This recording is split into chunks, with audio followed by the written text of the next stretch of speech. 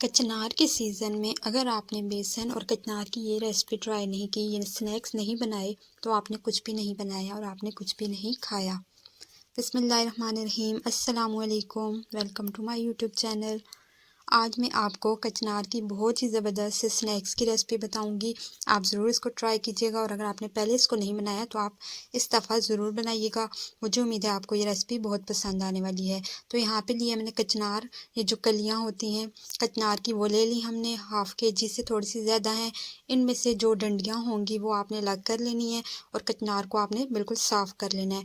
उसके बाद हमने लेना है एक बाउल में बहुत सारा सा पानी। तो पानी में हम डाल देंगे इन्हीं कलियों को, ताकि ये अच्छे से इनके ऊपर जो भी धूल मिट्टी है वो साफ़ हो जाए, वो ख़त्म हो जाए। तो कचनार की कलियों में जो भी गंद वगैरह होगा उसको आपने पहले से ही साफ़ करके रख देना है। उसके बाद हम इसको वॉश कर लेंगे। वॉश करने के लिए पानी में अच्छे से आपने इसको मसल के धोना है।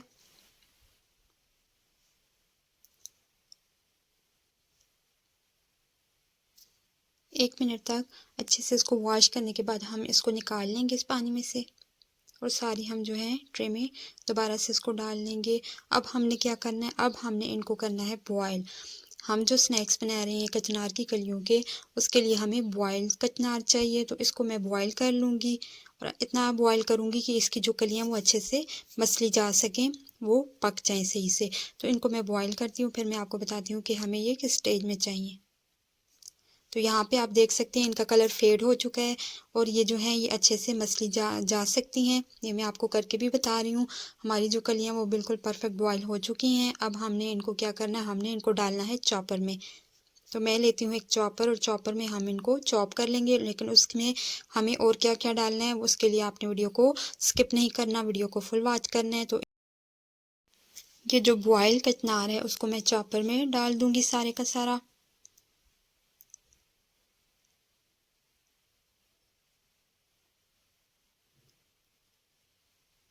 इसके बाद इसमें जाएगा प्याज। प्याज मैंने यहाँ पे 2 छोटे साइज़ की प्याज थी, मैंने वो 2 ले ली। अगर आपके पास मीडियम या थोड़े बड़े साइज़ की हो तो इसके लिए एक ही काफ़ी होगी। उसके बाद हम इसमें डालेंगे बॉयल आलू। आलू जो थे मेरे पास 3 थे, छोटे साइज़ के थे तो मैंने 3 लिए। आप अगर बड़े साइज़ के हों तो 1 या 2 से भी काम चला सकते हैं। बॉयल आलू हम इसमें डाल देंगे। इसके बाद जाएंगी हरी मिर्चें। हरी मिर्चें आप टेस्ट के हिसाब से कम या ज़्यादा कर सकते हैं। मैंने 3 अदद हरी मिर्चें इसमें शामिल कर दी थी। अब हम करेंगे चॉपर को बंद और इसको अच्छे से चॉप कर लेंगे, ताकि ये मिक्सचर जो है बिल्कुल बारीक हो जाए, बिल्कुल स्मूथ हो जाए।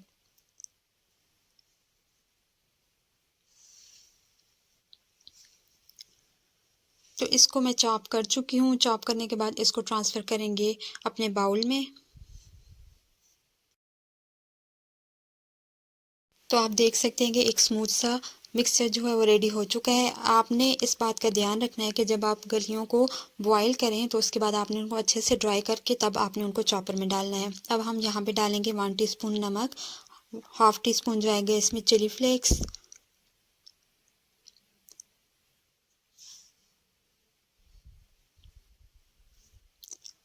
1 टीस्पून इसमें शामिल किया मैंने ज़ीरा पाउडर। कुटा हुआ ज़ीरा था मेरे पास, मैंने वो ऐड कर दिया। आपके पास अगर गरम मसाला पाउडर हो तो आप वो भी इसमें ऐड कर सकते हैं इसकी जगह। 1 टीस्पून इसमें जाएगा चाट मसाला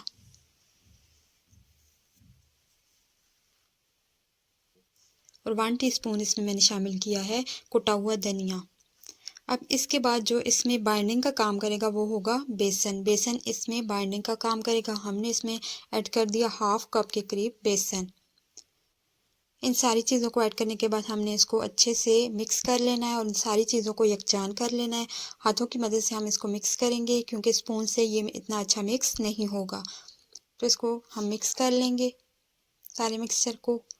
ये जो मिक्सचर है आप मिक्स करते हुए आपको लगेगा कि ये स्टिकी है, लेकिन ये इससे जो है हमारे जो स्नैक्स हैं, हमारे जो कबाब हैं वो बहुत अच्छे से बन जाएंगे। आपने टेंशन नहीं लेनी। अगर आपका बहुत ज़्यादा पतला हो बैटर या फिर बहुत स्टिकी हो तो आप उसको थोड़ी देर के लिए फ्रिज में रखते हैं तो वो सेट हो जाएगा।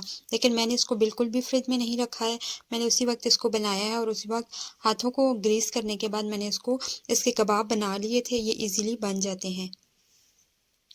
तो यहाँ पे हाथों को पानी से गीला किया मैंने, आप ऑयल से भी ग्रीस कर सकते हैं। उसके बाद हम अपने कबाब बना लेंगे, अपने स्नैक्स जो हैं वो रेडी कर लेंगे।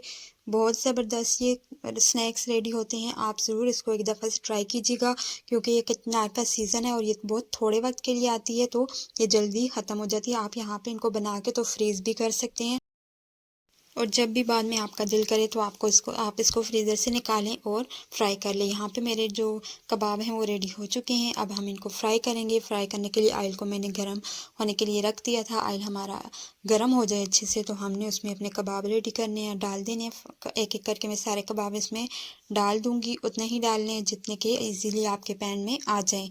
और यहाँ पे ऑयल हम बहुत ज़्यादा नहीं लेंगे, थोड़ा सा ऑयल लेके मैंने उसमें ये कबाब जो थे ये फ्राई किए थे। और अगर आप इससे भी कम ऑयल में फ्राई करेंगे ये तब भी हो जाते हैं। ये बहुत कम ऑयल लेते हैं और बहुत अच्छे से फ्राई हो जाते हैं। यहाँ पे 2 से 2.5 मिनट में ये एक साइड से डन हो चुके थे। अब हम इनकी साइड्स को पलट लेंगे। एक तरफ से इनको बहुत ही प्यारा सा, बहुत ही अच्छा सा कलर आ चुका है। दूसरी साइड से भी हम इसको ऊपर से ये क्रिस्पी कर लेंगे, क्योंकि ये अंदर से बहुत सॉफ्ट होते हैं और ऊपर से ये क्रिस्पी होते हैं, तो और बहुत ही मज़े के होते हैं। इनकी साइड्स को मैंने चेंज कर लिया है। 2 मिनट ही इनको दूसरी साइड से भी पकने में और कलर आने में लगेंगे, तो तकरीबन 4 से 5 मिनट में ये डन हो जाते हैं। इनको हम निकाल लेंगे और इनके ऑयल को स्ट्रेन कर लेंगे।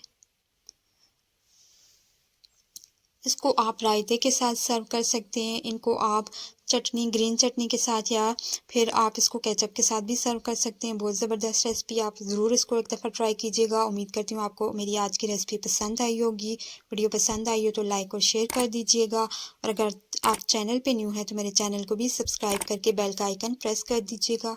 Thanks for watching.